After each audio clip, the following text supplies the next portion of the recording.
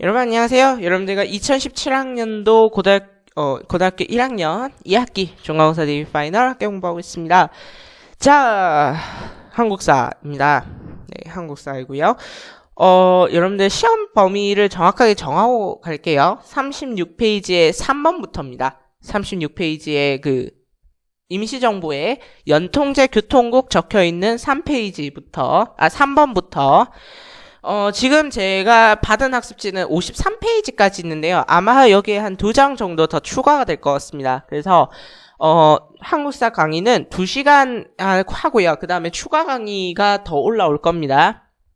네, 그래서 이렇게 진행을 할 거고, 그 다음에 학습지 순서대로 강의를 배치하지 않았습니다. 여러분들이 조금 문제를 풀 때 요런 걸 정리했으면 좋겠다. 그 순서대로 좀 정리가 되어 있고요. 그래서 지금 이번 시간에는 1920년대 일제의 정책, 1930년대 일제의 정책을 한눈에 볼 수 있도록 구성했습니다. 그래서 학습지 순서랑 다르니까 제가 학습지 페이지 이러면 빨리빨리 정신 차려서 오시길 바랄게요. 제가 열심히 강의를 했는데 마이크가 꺼져 있었어요. 자, 그래서 지금 이거 3번째 하고 있습니다. 자, 갈게요. 1920년대의 문화통치입니다. 자, 근데 여러분들 일단 이거부터 짚고 갑시다. 1920년대 문화통치에 뭐가 돼 있냐면요. 제가 이렇게 어디 갔어? 여기 이렇게 따옴표를 해놨죠. 그 이유는 뭐냐면 문화통치가 아니었고요. 사실은 문화통치를 일제가 표방했다 이런 표현을 쓰거든요. 문화통치를 표방을 했단 얘기는요. 겉모습만 문화통치의 성격을 띄었단 얘기죠. 실제로는 문화통치가 아니었단 얘기입니다. 왜 제가 이런 말을 하는지 이제부터 하나씩 살펴보도록 하겠습니다. 자, 일단 일제가 1910년대에는 무단통치를 펼쳤죠. 무단통치요. 무단통치를 펼쳤는데 왜 갑자기 20년대 들어와서는 문화통치로 바뀌게 됐냐. 그 중요한 전환점이 여러분들 뭐냐면 3.1운동이에요. 1919년에 3.1운동이 터졌죠. 그 운동 이후에 무단통치만으로는 한계가 있구나. 그래서 또 악화된 세계 여론. 악화된 세계 여론이라는 얘기는 다른 제국주의 국가들이 좀 작작하지라는 메시지를 계속해서 띄웠단 말이에요. 이것을 의식해서 무단 통치에서 문화 통치로 바꾸게 된 거죠. 근데 제가 얘기했지만 문화 통치를 표방했다니까요. 이 말은 무슨 말이냐면 겉으로는 규제를 풀어주고 겉으로는 뭔가 잘해주는 척 하다가 실제 모습에 들어가 보면 정말 열받는 그런 내용들이 있어요. 그런 내용들에 대해서 이제부터 살펴볼게요. 자, 우리나라 이 당시에 최고 권력기관 어디죠? 총독부죠. 총독부에는 무관들밖에 임명이 안 됐어요. 칼 쓰는 사람들밖에 임명이 안 됐다고요. 근데 이렇게 얘기한 거예요. 문관 출신도 임명할 수 있게 해줄게. 이렇게 얘기를 해놓고 광복 때까지 1945년까지 일제의 식민 통치가 끝날 때까지 단 한 명의 문관 총독도 임명된 적 없습니다. 전부 다 무관 총독이었어요. 그 다음에 경찰 1910년대 경찰 어떤 모습이죠? 칼 차고 맞죠? 무섭게 해서 다니는 경찰이죠. 그 다음 즉결 처분권을 가지고 태형도 구사할 수 있는 그런 경찰이었잖아요. 근데 이런 경찰을 보통 경찰로 바꿔야 지금 여러분들 아시는 그 경찰 관들의 모습으로 바뀐 거예요. 태형도 폐지하고요. 되게 좋아 보이죠? 근데 보통 경찰제로 바꾸는 대신은요. 경찰의 수가 3배로 늘어났고요. 경찰서의 수는 4배로 늘었습니다. 이게 무슨 말이겠어요? 억압의 강도를 약화시킨 게 아니라 억압의 강도가 더욱더 강해졌다는 얘기죠. 그래서 여러분들 1920년대에 억압의 강도가 약해졌다라는 표현을 쓰면 그 선지 다 틀리는 겁니다. 아시겠죠? 억압의 강도가 오히려 강화됐으면 강화됐지 약화된 건 아니라는 거죠. 겉모습만 약화된 척 하는 겁니다. 됐나요? 그래서 그 다음에 또 교등경찰제 이런 것들을 실시했다. 이런 거 넘어가고요. 그 다음에 여러분들 조선인 경찰 이런 거 있었을까요? 없었을까요? 잠깐 넘어갈게요. 이거는 정확하게 알고 보겠습니다. 자, 그 다음 기본권의 입장에서요. 신문 발행을 허가해줘요. 1910년대 신문 발행 무조건 금지죠. 표현의 자유 자체가 금지당했어요. 언론, 출판, 집회, 결사 이런 거 함부로 할 수 없었단 말이에요. 근데 1920년대 신문 발행을 허가해 주겠다라고 합니다. 그래서 여러분들이 잘 아시는 조선일보, 동아일보 이런 것들이 생겨나게 되는 거죠. 그다음 결사의 자유를 일부 허용합니다. 그런데요. 신문 발행을 허가해 놓고 일제가 마음에 안 드는 기사를 검열이라는 형식으로 삭제를 시켜버리고요. 기사가 삭제됐는데 막 계속해서 이제 마음에 안 드는 기사가 여러 번 나오면 정간시켜버리고요. 정지시켜버리고요. 그 다음에 그래도 마음에 안 들면 폐간시켜버리고 이게 수없이 반복됐어요. 그러니까 신문이 온전하게 나간 날이 없었다고요. 전부 다 검열로 삭제되고 뭐 이런 식의 일을 계속해서 일상처럼 반복해 온 거죠.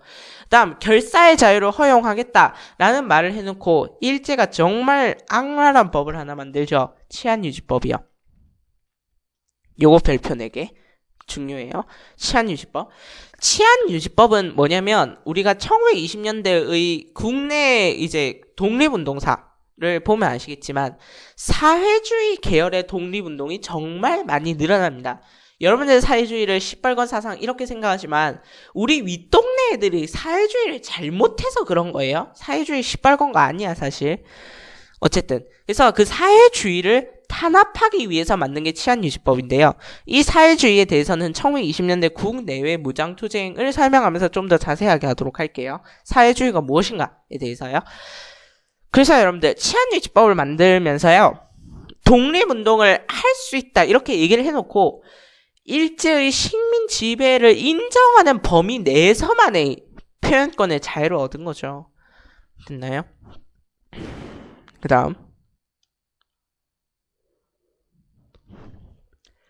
그 다음 외형적 모습 가겠습니다. 지방자치 도, 부, 면 그냥 우리 입장에서 봤을 때는 도, 시, 군, 구 이런 거예요. 그런 곳에 자문기구를 설치해 놓고요. 이 자문기구에 조선인이 참여하는 걸 허용했단 말이에요. 근데 여러분들 의결권이 없어요. 제일 중요한 건 의결권이 없어요. 의결권이 없다는 얘기는 무언가를 결정할 수 없다는 얘기예요. 그냥 자문했다니까요. 자문이란 거는 그냥 일제가 이런 정책을 할 거야. 어떻게 동의하니? 뭐 이 정도 물어보는 수준이었지 결정을 하는 권한은 전혀 없었다고요. 그러면 결정하는 권한이 누구한테 있냐? 의회에 있는데요. 자, 그러면 우리나라에 의회가 생겼냐? 그것도 아니에요. 조선 의회 없어요.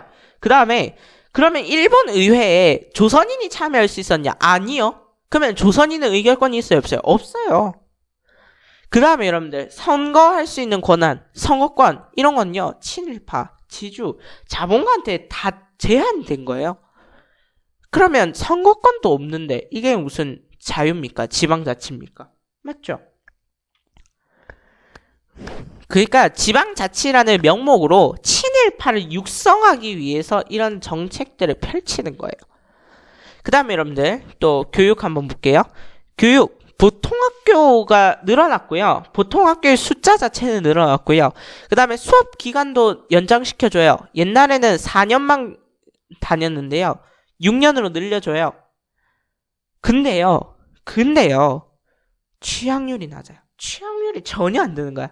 왜 그러냐면 유상교육이었기 때문이에요. 돈 내야만 다닐 수 있었어. 근데 어떻게? 근데요. 이 유상교육도 질 높은 교육이 아니라요. 초급 학문, 단순 기술 이런 것만 교육시키는 거예요. 왜냐하면 일제는 우리나라 사람들이 똑똑해지는 걸 원하지 않죠. 우리나라 사람들이 바보 돼서 공장을 돌리는 게 목적이에요. 공장과 농장을 돌리는 게 목적이란 말이에요. 근데 어떻게 고등교육을 시키겠어요? 단순 기술 교육에 멈추는 거죠. 그 다음에 여러분들 대학 설립을 허가하겠다 이렇게 얘기하거든요. 대학이 설립의 대상으로 허가의 대상으로 변했단 말이에요.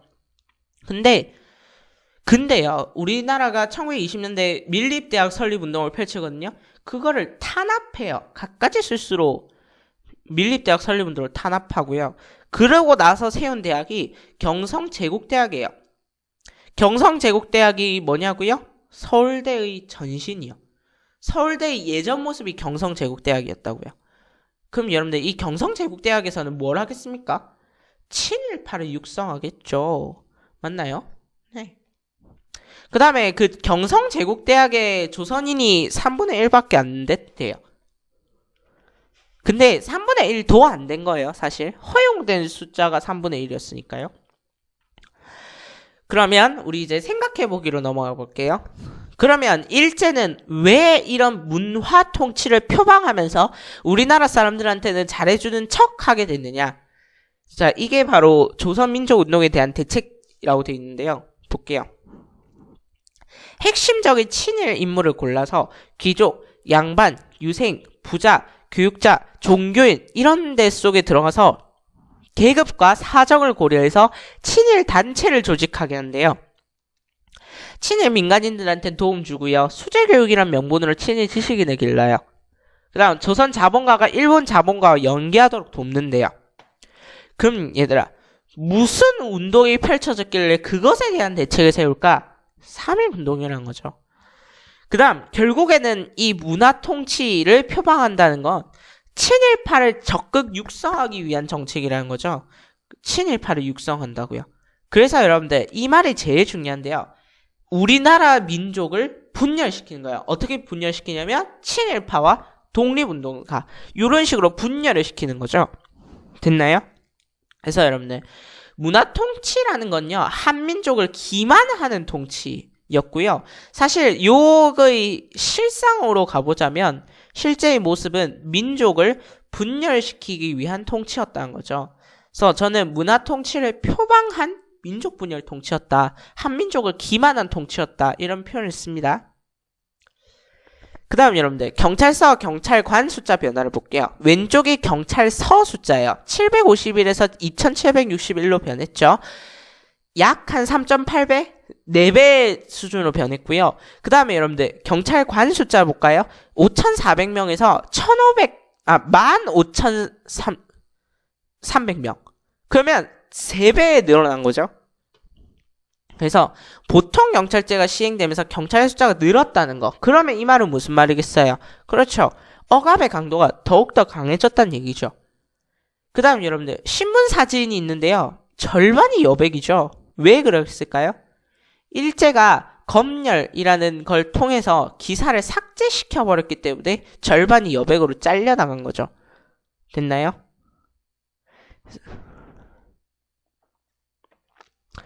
그 다음에 풍자만평이 있는데요. 여러분들 이게 그림이 제가 못 구해왔어요.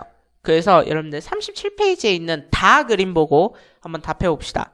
다는 1920년대 문화통치를 풍자한 만평이고요. 제목이 모이나 주지 말았으면 이라는 설명이 달려있어요. 그러면 우리나라 사람들한테 입장에서는 조선인의 입장에서는 모이가 무엇이며 이 그림이 풍자하고 있는 건 뭐냐라는 거죠. 모이나 주지 말았으면 모이는 뭐래요? 그렇죠. 문화 통치를 앞시고 한민족을 기만하고 있는 거죠. 됐나요? 그래서 그림이 풍자하고 있는 것은 문화 통치가 한민족을 기만하고 있는 겁니다. 되셨나요? 그 다음 의도 갈게요. 한민족을 기만하고 식민 통치를 은폐하려는 민족 분열 통치의 의도를 가지고 있었다. 영향은 자치운동이 등장했다는 거고요. 자치운동이란 건 뭐예요? 그렇죠. 자치운동은 쉽게 얘기하면 나중에 여러분들 이광수의 민족적 경륜이라는 글을 보게 될 텐데요. 우리나라가 일제의 식민 통치를 인정하고 자치권을 얻어서 우리 스스로 정치를 해보자. 이런 게 자치운동이에요. 근데 여러분들 잘 생각해봐요. 자치운동을 한다는 말에 뭐가 들어있어요? 일제의 식민 통치를 인정하고 이 말이 들어가 있죠. 그러면 이거를 아주 고급스럽게 표현해보자면 우리 민족의 세력 중에서 일제와 타협하려는 사람이죠. 시대와 타협하려는 사람들이죠. 그래서 이 사람들을 타협적 민족 세력이라고 부르게 되는데요. 이 타협적 민족 세력들이 나중에는 어떻게 되겠어요? 그렇죠. 친일 길로 빠져드는 거죠.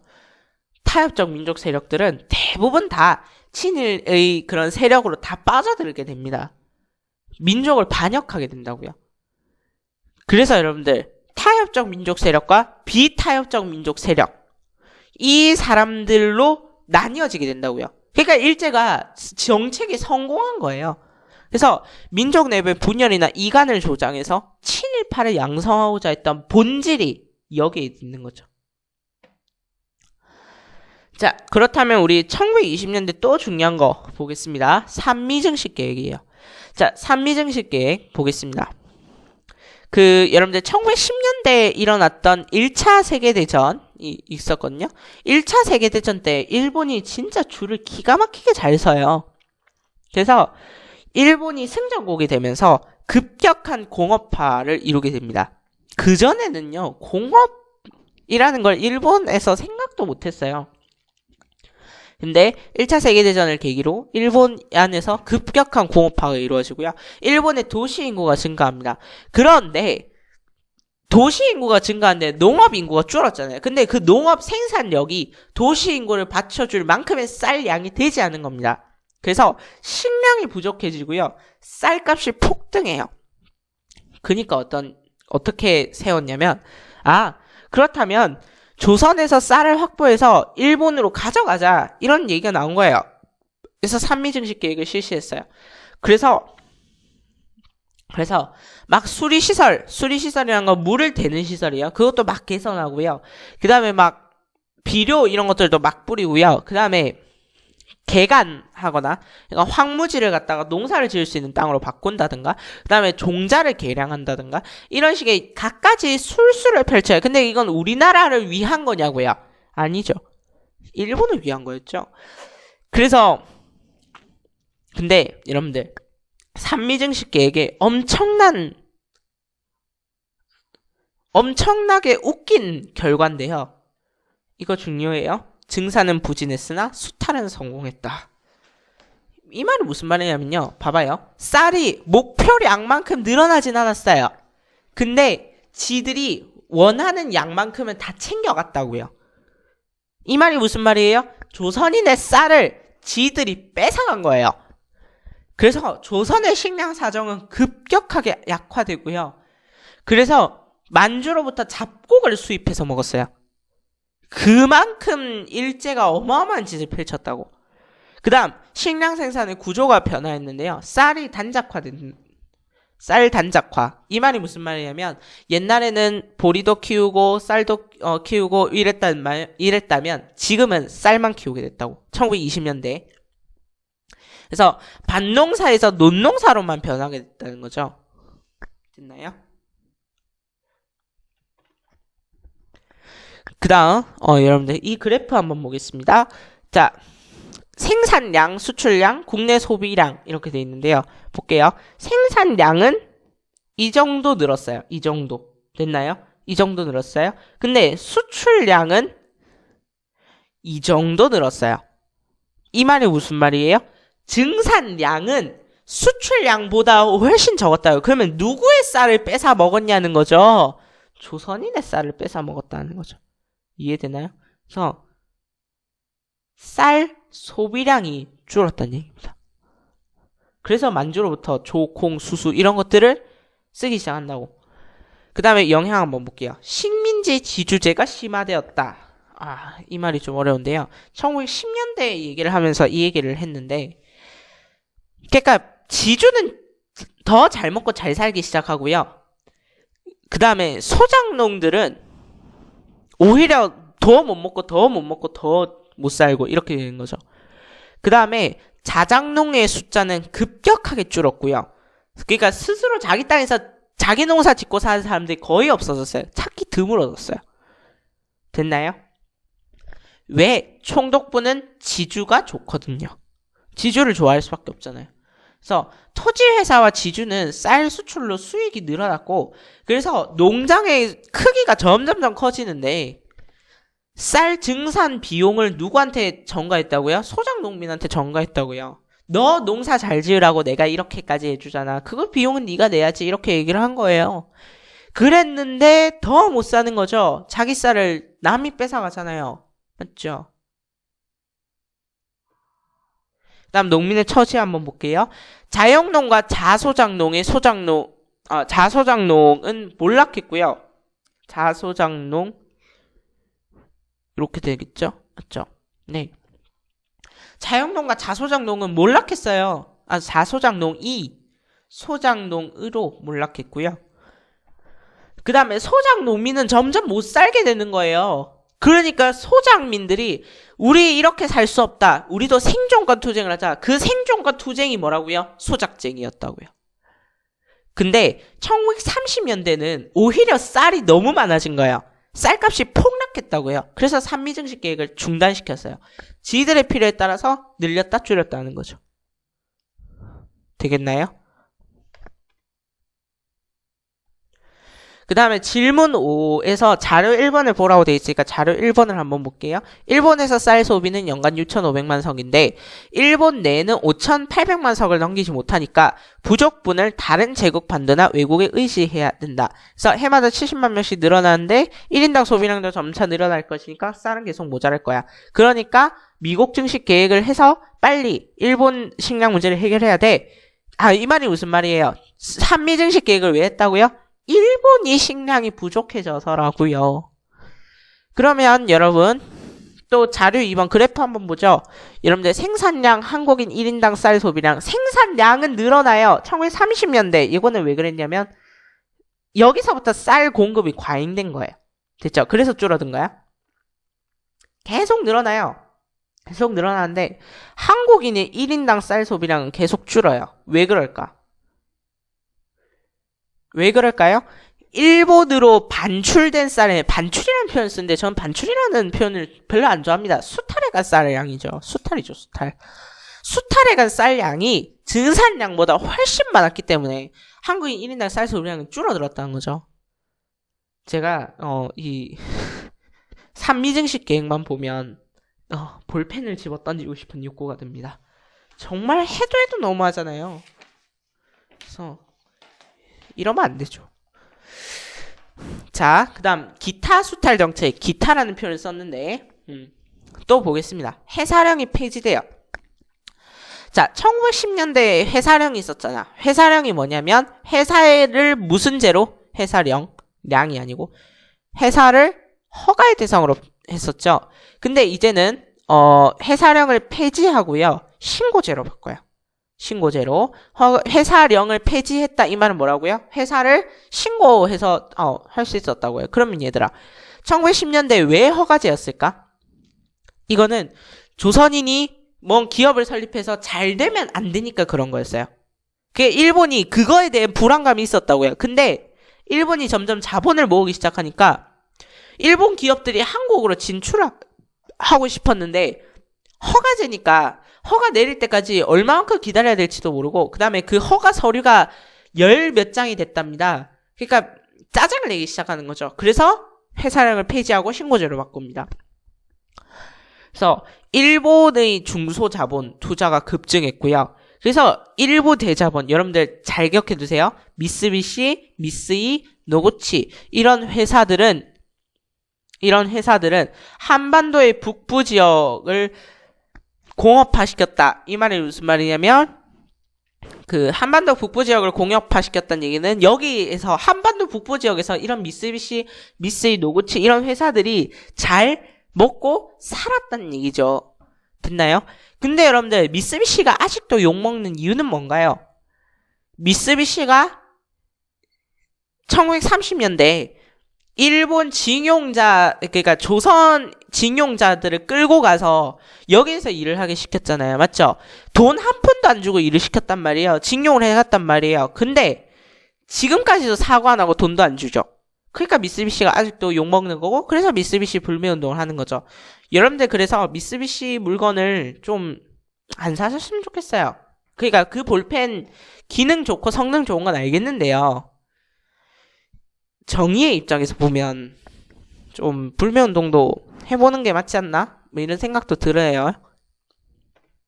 그다음 자 대공황과 전체주의 국가의 등장 이렇게 돼 있는데요. 1920년대의 그 정책은 다 배운 거예요. 1920년대 정책을 다 배웠어. 그러면 우리 이제 어디로 갈 거냐면 1930년대로 갈 거예요. 1930년대로 갈 거고 여러분들 어디에 있냐면 1930년대의 일제정책 자 50페이지입니다. 50페이지부터 다시 시작할게요. 자 1929년 미국에서 대공황이 시작돼요. 왜 대공황이 시작됐냐면 뉴욕 증권 시장이 주가가 폭락하면서 대공황이 시작됐는데 그 이유가 뭐냐? 너무 여러분들 대공황은 공급이 수입보다 일방적으로 많아지는 거예요. 그래서 여러분들 공급이 많아지니까 가격이 완전히 폭락하는 거죠. 그게 뭐냐면 대공황이에요. 그러면 대공황은 무슨 문제가 있느냐?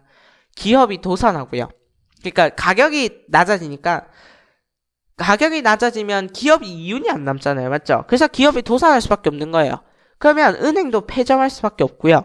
그러면 실업자가 속출하겠죠? 그러면 다른 자본주의 국가에게도 이 공황이 파급되는 효과가 있어요. 전염이 된단 말이에요. 그 다음 노동자들은 저항하기 시작하고요. 중산층, 자기들은 돈을 일부 갖고 있는 사람들은 점점 보수적으로 변해가기 시작하는 거죠. 그래서 미국은 뉴딜 정책이라는 정책을 펼치고요. 그래서 여러분들 수정 자본주의를 하는데요. 이거는 뭐냐면 돈 있는 사람들의 입을 틀어막고 돈을 계속해서 어디로 뿌리는 거예요? 그렇죠. 노동자들한테 돈을 뿌리기 시작하는 거죠. 그게 뉴딜 정책이에요. 그 다음에 영국이나 프랑스는 본국과 식민지를 하나의 경제 블록으로 묶어버려서 이 공급이 과잉됐잖아요. 그러면 그 공급이 과잉된 거를 식민지 사람들한테 계속해서 전달하는 거예요. 그러면 이제 자국의 그런 그 공급 과잉 문제는 해결이 되는 거죠. 그래서 위기를 그런 식으로 극복하려 했다. 근데 이런 식으로 위기를 극복한 자본주의 국가도 있지만 독일, 이탈리아, 일본 이런 사람들은 국가의 힘으로 모든 걸 해결할 수 있다. 우리 모두는 국가를 위해 희생해야 된다. 각 개인이 중요한 게 아니라 국가가 중요하다. 이런 식으로 내세운다고요. 그걸 우리는 뭐라 하냐면 전체주의라고 파시즘이라고 표현하죠. 됐나요? 그래서 개인보다 전체를 우선시하고요. 그 다음에 이탈리아어인 파쇼에서 나온 단어랍니다. 그러면 왜 대공황에 나치와 같은 전체주의가 인기가 많았느냐? 그 이유는 자기가 너무 못 살았단 말이에요. 실업자 수가 너무 많이 늘어났단 말이죠. 그러니까 나치는 점점 폭발적인 인기를 얻기 시작하고요. 그래서 독일은 완전히 군국주의, 전체주의로 바뀌게 되는 거죠. 참고로 여기가 히틀러, 여기가 무솔리니랍니다. 예, 이탈리아의 지도자 무솔리니와 그다음 독일의 지도자 히틀러가 있네요. 그 다음 여러분들 제2차 세계대전입니다. 자, 그래서 여러분들 이 독일, 이탈리아, 일본이 3국 반공 협정을 맺고 추축국을 형성하고요. 독일이 먼저 폴란드를 칩니다. 그래서 세계 제2차 대전이 시작이 된 거예요. 자, 전쟁이 확대되니까 미국, 소련 이런 사람들이 연합국에 가담하기 시작한다고요. 그러니까 지금 어떤 상태냐면 독일, 이탈리아, 그 다음에 미국, 소련인데 이번에는 일본이 줄을 잘못 썼죠. 여기에 쓴 거예요. 줄을. 그러니까 이제부터 뭐의 시작인 거예요? 일본의 패망이 시작되는 거라고요. 여기서부터는. 됐나요? 줄을 잘못 써서 그래요. 자, 일본이 전쟁 확대해 보겠습니다. 군국주의를 내세워서 침략 전쟁을 벌이고요. 그래서 여러분들 일본은 우리나라 지도가 이렇게 있으면 일본은 이렇게 들어와서 어디로 갔냐면 이 지역을 우리가 이렇게 부르죠. 만주. 이 만주를 침략해서 지들이 좋다고 만주국을 하나 세워요. 여기서 만족했으면 몰라. 근데 이제 돌아올 수 없는 강을 건너요. 어디로 침략을 들어가요? 중국 땅으로 들어간 거예요. 그래서 이제부터 중일 전쟁이 펼쳐진 거야. 근데 얘들아, 중일 전쟁이 얼마나 게임이 안 되는 거였냐면 중국의 인구는 이 당시 7억에서 8억을 향해 달려가던 시점이었고요. 일본인은 5천만? 이랬을 시점이에요. 그러니까 이게 게임이 됐겠냐고. 8억을 향해 달려가는 인구와 그 5천만 인구에서 군대끼리 싸워봐요. 중국은 쏴도 끝이 안 보이거든요. 수발로 밀어내는 거예요. 그러니까 이제 일본이 망했다 싶은 거죠. 됐나요? 네, 그 다음에 여러분들 대동아 공영권이라는 이상한 논리를 펼쳐게 되는데요. 대동아 공영권이란 건 뭐냐면 동아시아가 전부 다 하나의 공동의 이익을 누리기 위해서 하나로 묶여야 된다, 이런 이상한 논리를 펼친다고요. 그걸 명분으로 동남아시아를 침략하기 시작해요. 근데 동남아시아, 프랑스, 그 다음에 뭐 영국 이런 식민지들이었잖아요. 맞죠? 그러니까 이제 영국과 프랑스와도 붙기 시작하는 거예요. 그래서 여러분들 이걸 아시아 전쟁이라고 하고요. 태평양 전쟁이라고 부르죠. 이 태평양 전쟁을 벌이면서 여러분들 필리핀은 이 당시 미국이 가져갔었죠. 미국과도 싸우게 된 거야. 그래서 여러분들 일본은 중일 전쟁 전과 중일 전쟁 후가 다를 수밖에 없는 거예요. 알겠죠? 그 이유를 알겠죠? 중일 전쟁부터 일본은 본 게임이 시작됐기 때문에 중일 전쟁 전의 정책과 중일 전쟁 후의 정책이 달라진다고요. 됐나요? 그 다음에 소련이 참전을 선언하고 미국이 원자폭탄을 투하했죠. 그리고 나서 며칠 안 돼서 일본이 항복해요. 너무 일본이 빨리 항복한 거죠. 그렇게 해서 세계 제2차 대전과 그 다음에 우리나라의 암울했던 식민지 역사가 이렇게 허망하게 끝나는 겁니다. 자, 그래서 뭐 교과서에 있는 지도예요. 네, 그래서 이렇게 돼 있죠. 일본군의 최대 진출선 뭐 이렇게 돼 있네요. 됐죠? 자, 대공황 이후에 일본이 벌인 침략 전쟁을 순서대로 나열하면 뭐 이렇게 돼 있는데요. 순서대로 나열하자면 뭐 진주만을 기습하고요. 미드웨이 해전을 펼치고요. 그 다음에 소련이 참전하고 그 다음에 일본이 항복하게 되는 거죠. 히로시마의 원폭이 투하됐죠. 나가사키와. 그 다음 여러분들. 자, 1930년대에 대해서 볼 건데요. 자, 1930년대 전반, 1930년대 후반 뭐 이렇게 나누기는 하는데요. 이렇게 나눴지만 사실은 뭐예요? 사실은 그냥 중일전쟁 전, 중일전쟁 후 이렇게 생각하시면 돼요. 이제부터 30년대 일제히 정책을 보러 갈 거예요. 그럼 여러분들 어디로 가냐면 51페이지로 가는 거예요. 자, 가겠습니다. 자, 농촌진흥운동인데요. 농촌진흥운동은 여러분들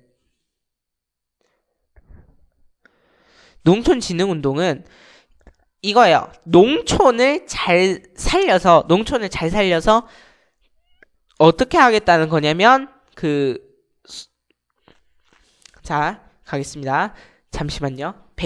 배경이 뭐냐면 대공황 이후에 농업이 공황이 발생해요. 농산물 가격이 막 폭락한다고요. 소작농이 몰락했다고. 그러니까 농촌을 진흥시켜보자 이런 취지였어요.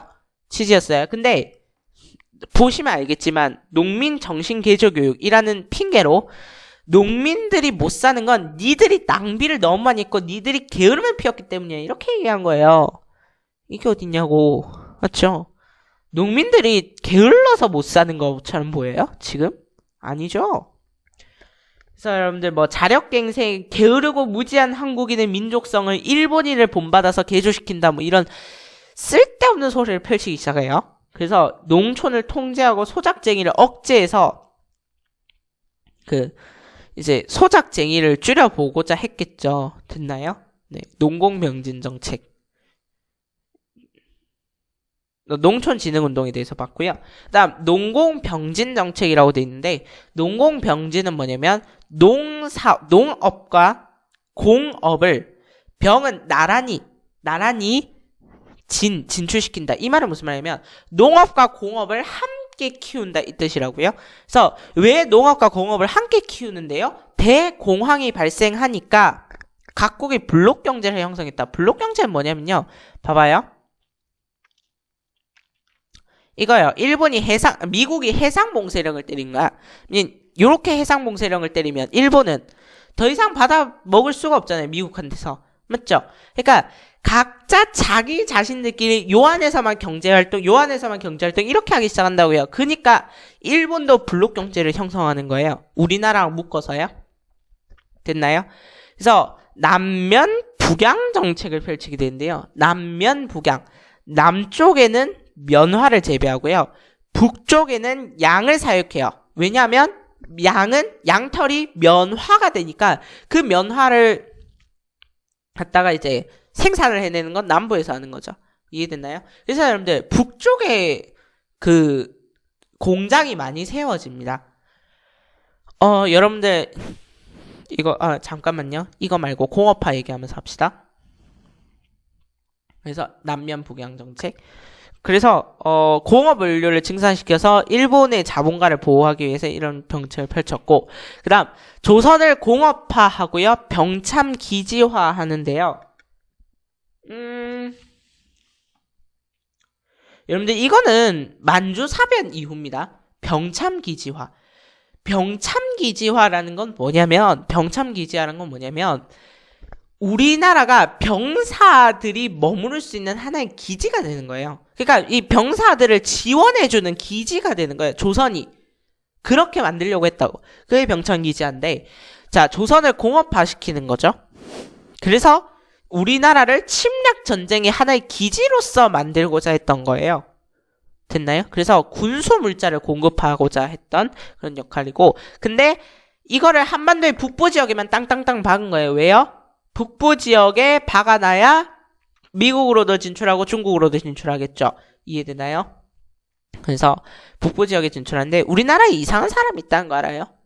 우리나라에 식민지를 지배를 받았으면서, 그러니까 우리나라가 이렇게 주장하는 사람들이 있어요. 식민지가 건설이 되면서 그 식민지로 인해서 우리나라는 공업화가 이루어졌다. 이런 주장을 펼치는 사람들이 있거든요. 이 사람들을 우리는 식민지 공업화론 이렇게 얘기하죠. 근데 이 식민지 공업화론이 왜 말이 안 되냐면 한반도의 북부 지역에 집중해 있었어요. 그래서 실제로 독립 이후에, 광복 이후에 북한이 우리나라보다 훨씬 잘 살았어요. 잘 살았고, 그 다음에 전기가 북부 지역에서 생산이 되니까 북한이 우리나라 못 살게 하려고 전기줄을 일일이 하나씩 끊었어요. 그 정도로 악랄했단 말이에요. 근데 여러분들, 지금 우리나라, 북한은 경제 싸움에서 누가 이겼죠? 우리나라가 확실히 이겼잖아요. 황해대 수만 해도 40배인데요. 40배 경제 규모의 차이가 나는데, 그럼 얘들아, 식민지 공업화론이 맞다면, 그러니까 우리가 일본의 식민지 지배를 받아서 공업화가 된 거라면 북부 지역에 있는 북한이 잘 살아야 되는 거 아니에요? 근데 왜 우리나라가 잘 사냐고. 그 이유가 뭐냐면 일본이 공장만 세워놓고 기술력은 하나도 전파하지 않은 거예요. 그러니까 식민지 공업화론 자체가 말이 안 되는 거예요. 됐죠? 나중에 식민사관 할 때 중요하게 나옵니다. 다음 넘어가서. 그래서 산업이 매우 불균형해져요. 군수 산업을 위주로 하고요. 그 다음에 우리나라 사람들이 정작 써야 하는 소비재는 생산이 안 됐다고요. 그러니까 우리나라 사람들이 소비가 잘 안 되는 거예요. 됐나요? 그 다음 중일 전쟁 이후에 본격화되는 병참기지화. 병참기지화는 뭐라고요? 전쟁 수행을 할 때 우리나라를 침략 전쟁의 하나의 기지로 만드는 거예요. 그래서 무슨 공업을 육성하냐면 중화학공업을 육성해요. 발전소, 군수공장, 관상개발 이런 것들을 하는 거죠. 전쟁을 위한 거라니까요. 됐나요? 그래서 전쟁을 위한 공업만 하니까 다른 산업들은 다 무너지는 거죠. 이해되나요? 산업 간의 불균형이 심해졌다. 병참기지화 정책 여러분들 어디에 있냐면 51페이지 볼게요. 첫째는 제국의 대륙기지로서 조선의 사명을 명확히 파악해야겠다. 이번 사변에 우리 조선은 대중국 작전군에 대해 식량, 자파 등 상당량의 군수 물자를 공출하여 어느 정도의 효과를 올렸다.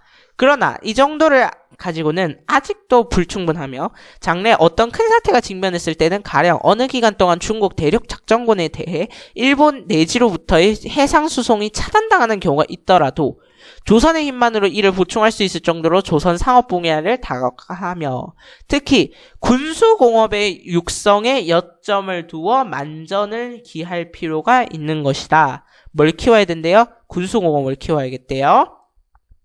자, 그래서 여러분들 농촌진흥운동이 왜 나오지? 자, 아, 편집이 잘못됐구나. 자, 그러면 볼게요. 그 질문 1번 보겠습니다. 일제가 1930년대 조선의 공업화를 추진한 이유는 뭐예요?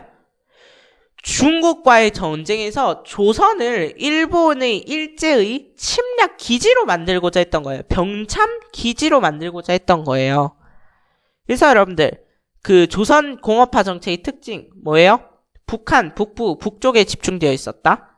그 다음에 분야는 무조건 궁수공업, 중화학공업 이런 것만 했다고요. 됐나요? 그러면 이제 우리의 사상을 어떻게 통제해 나가는가 그걸 볼 거예요. 자, 무시무시한 표현을 썼습니다. 민족 말살 통치예요. 자, 이제는 전쟁을 해야 돼요. 전쟁을 하기 위해서 우리나라 사람들의 전쟁을 끌어들이고 싶어요. 근데 우리나라 사람들이 우리나라 사람이라는 조선 사람이 나는 조선 사람이야 라는 민족성을 띠기 시작하는 순간 총을 쥐어주면 앞으로 쏘는 게 아니라 총을 들고 뒤로 쏘서 일본군을 쏠 위험이 크죠. 그러니까 어떻게 하냐면 우리 조선인한테서 뭘 빼가기 시작하냐면 조선인이라는 민족성을 빼가기 시작하는 거예요. 그게 민족 말살 통치라고요. 됐나요? 자, 그래서 우리 민족의 전통과 문화를 뿌리 뽑아서 일본인한테 동화시킨다는 얘기는 무슨 소리예요? 일본인과 같게 만든다는 얘기예요. 한국을 침략 전쟁에 효율적으로 동원하려고 이런 통치를 펼치는 거예요.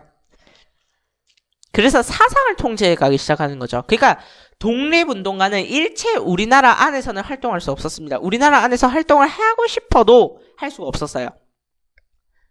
됐나요? 그 다음에 또 동아일보의 일장기 말소 사건 뭐 이런 게 있긴 한데요. 지금 그 내용이 없어서 잠시 넘어가겠습니다. 그 다음에 여러분들 중일전쟁 이후가 1930년대 후반이에요. 중일전쟁 이후에 어떤 일이 벌어지죠? 그렇죠. 중일전쟁, 태평양전쟁, 침략전쟁이 본격화되기 시작한다고요. 그러니까 우리나라 사람들을 어떻게 만들어야겠냐면 일본은 황제의 나라, 황국이라는 표현을 쓰죠. 거기에 충성스러운 신하된 백성이란 뜻의 황국 신민으로 만들겠다. 그래서 황국 신민화 정책을 펼치게 됩니다. 그러니까 우리나라 사람은 일본 천황의 충성스러운 신하된 백성으로 만들고 싶은 거예요. 그게 황국 신민화야. 황국 신민화 줄여보세요. 뭐예요? 어려워요? 요거 따오면 되잖아. 국민. 그렇죠? 그래서 여러분들 그 국민이란 용어가 참 거시기해요. 그 다음에 여러분들 국민학교라는 표현은 쓰면 안 돼요. 근데 광복 이후에 이게 몇십 년간 유지가 됐죠. 국민학교라는 명칭이. 지금은 초등학교라는 이름으로 바뀌었지만 국민이라는 표현을 쓰면 안 되죠, 사실. 국민학교라는 표현은 무슨 표현인데요? 일본 대황제 폐하의 충성스러운 신하된 백성을 기르는 학교가 되는 거잖아요. 그럼 안 되죠. 그래서 여러분들 초등학교로 이름 바뀐 겁니다. 그러면 이렇게 만들기 위해서 우리나라 사람들 그러면 어떻게 했느냐? 내선일체. 자, 일본이 일본 자신을 부르는 표현은 내지라는 표현이에요. 내지. 그 다음에 조선을 뭐로 만들고자 했다고요? 조선을. 그렇죠. 하나의 몸으로 만들고자 했다고. 내선일체. 일본과 조선은 한 몸이다. 이런 이상한 얘기를 하기 시작해요. 그러면서 역사 왜곡까지 펼친대요. 일선동조론. 그러니까 일본과 조선은 조상이 같대요. 조상이 같대. 이런 논리를 막 펼치기 시작하면서 일본인과 조선은 하나다. 이렇게 얘기를 하고요. 그 다음에 황국으로서의 신민이 되기 위한 서사. 황국신민서사라거든요. 자, 그래서 그걸 암송시키고요. 궁성을 요배하게 하고요. 그러니까 황제 폐하가 있는 성에 허리를 숙여서 절을 하게 만들고요. 그 다음에 정오묵도 이거는 그 정오가 되면 이제 그 묵도를 하기 시작하는 겁니다. 그런 걸 시키고요. 그 다음 신사참배. 신사라는 건 여러분들이 잘 알고 있으리라 생각하는데요. 일본 사람들이 자신들이 중요하다고 생각하는 인물을, 역사적인 인물들을 갖다가 사당을 모신 곳을 신사라고 하는데요. 그곳에 강제로 참배하게 했어요. 그리고 거부하면 처벌을 하거나 학교를 아예 없애버렸다고요. 학교를 폐교시켜버렸어요. 그 다음에 일본식 성명을 강요하는데요. 여러분들 이게 창씨개명입니다. 창씨개명. 네, 창씨개명이라는 표현을 좀 안 쓰는 분위기예요. 그래서 일본식 성명 강요라는 표현을 쓰는데요. 거부 시에는 학교 입학을 못하게 했고요. 아예. 그 다음에 식량 배급도 안 되게 했습니다. 그래서 여러분들 윤동주 시인이 그 시를 배우기 위해서 어쩔 수 없이 일본식으로 성명을 바꿨죠. 네, 그런 거. 그게 왜 그랬다고요? 이 정책을 왜 했다고요? 우리나라 사람들한테서 우리나라 사람이 조선인이라는 그 민족성을 없애고 싶은 거예요. 그래서 이런 정책들을 펼친다고요. 그래서 내선일체, 여기 써져 있는 아이가 내, 여기 써져 있는 아이가 선, 함께 가고 있다. 맞죠? 내선일체. 그 다음에 한국신민서사 아동용인데요. 볼게요. 우리들은 대일본 제국의 신민입니다. 우리들은 마음을 합하여 천황폐하께 충의를 다합니다. 우리들은 인고단련하여 훌륭하고 강한 국민이 되겠습니다. 됐나요? 자, 이런 정책을 왜 했다고요? 민족 말살 정책. 언제 했다고요? 중일전쟁 이전 이후. 중일전쟁 이후. 됐나요? 그런 거 할게요. 1930년대 후반 민족 말살 통치. 생활 통제로 이제 가겠습니다. 언론, 출판, 집회, 결사 20년대 풀어주는 척하고 30년대 아예 금지죠. 당연히 금지하는 겁니다. 그 다음에 국민정신총동원 연맹 이런 산하의 애국반을 조직하는데요. 애국반이 뭐냐면 반상회예요. 반상회. 이 표현을 안 썼는데 반상회가 뭐냐면 국민 정신을 개조시키는 곳이 원래는 반상회였어요. 지금은 아파트 사람들 모여서 깔깔깔 떠드는 곳이 됐지만 이제는 주민을 교육시키는 그런 곳이었던 거죠. 옛날에는 그래서 반상회가 만들어진 거예요. 그 다음에 조선교육령 볼게요. 조선교육령은 안 나와 있네요. 안 나와 있네. 자, 소학교를 국민학교로 바꿔요. 그러니까 소학교는 원래는 조선인이 다니고 국민학교는 일본인이 다니고 이랬단 말이야. 근데 일본인과 조선인이 같은 국민학교를 다니기 시작하는 겁니다. 수업 연한도 단축되고요. 조선어 과목은 사실상 폐지됐어요. 수익 과목으로 선택 과목을 들어왔다 했는데 조선어 과목을 사실 선택할 수 없었겠죠. 그래서 거의 선택한 학교가 없었답니다. 조선어 과목은 사실 폐지되었고 학생들도 전쟁에 동원이 됐죠. 그래서 여러분들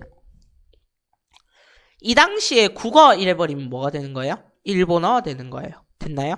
그러니까 이거를 사용하기를 강조했다는 거죠. 됐나요? 그 다음 독립운동가들한테는 전향하라 이런 표현도 쓰고요. 그 다음에 조선사상범 예방구금령 이런 악랄한 법까지 만들기 시작합니다. 이 말은 무슨 말이냐면 왠지 이 사람 사상이 삐딱해. 그러면 이 사람 잡아갈 수 있는 겁니다. 미친 법이죠. 자, 그 다음에 넘어가겠습니다. 1930년대 후반 국가총동원법인데요. 1938년이에요. 그러니까 이 말은 무슨 말이에요? 중일전쟁 이후란 소리죠. 중일전쟁 이후에 삼미증식 계획을 재개시켜요. 왜냐하면 배급을 해야 되니까.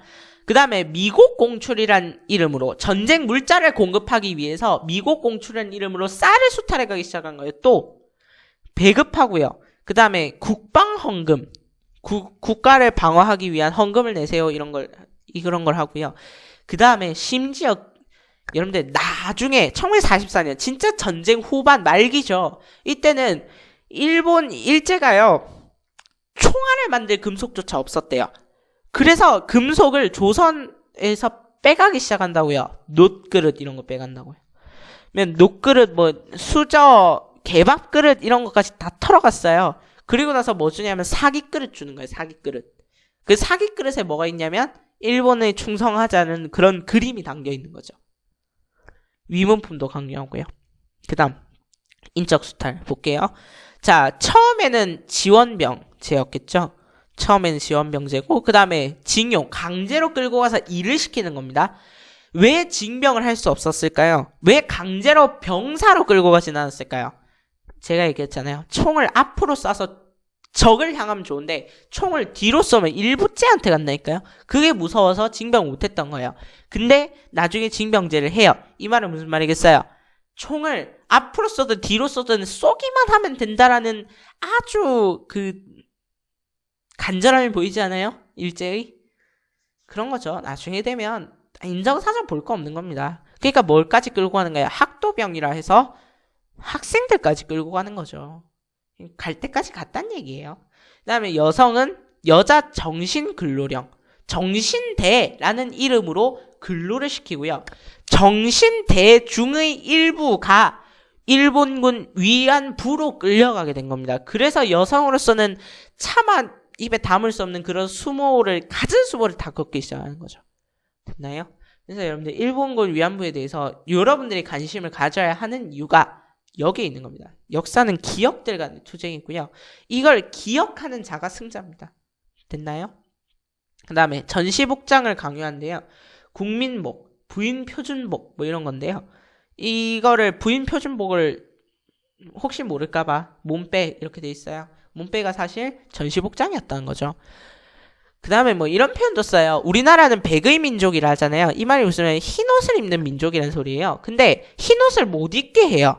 왜 그랬냐면 니네가 흰옷 입고 자꾸 때가 묻히니까 그거 빨리 한다고 니네가 정신이 해이해진 거 아니냐.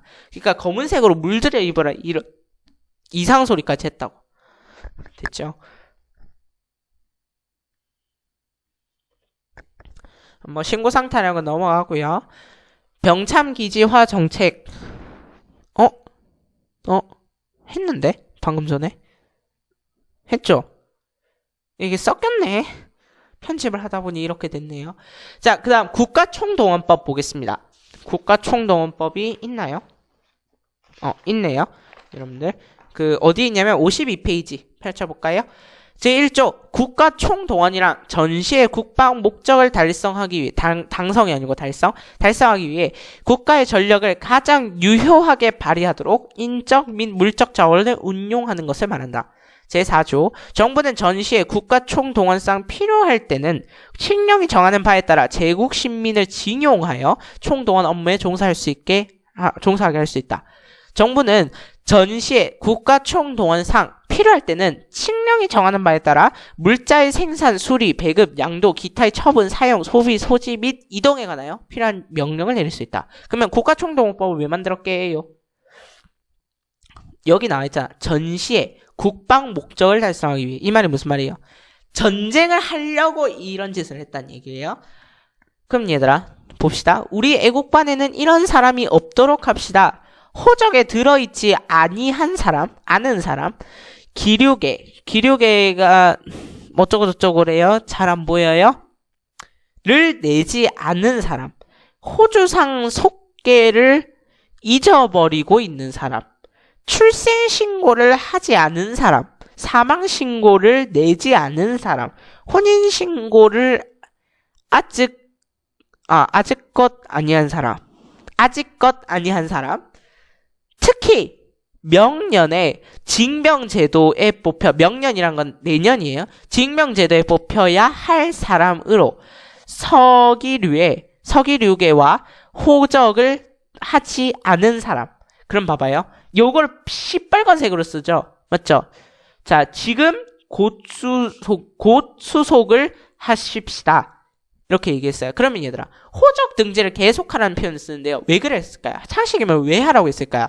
한국 청년들을 징병해서 전쟁터로 데려가려고 이걸 했다는 얘기죠. 됐나요? 네, 그래서 여러분들 1920년대, 30년대 정책에 대해서 살펴봤고요. 이제부터 1920년대의 국내외 독립운동에 대해서 살펴보겠습니다. 수고하셨습니다.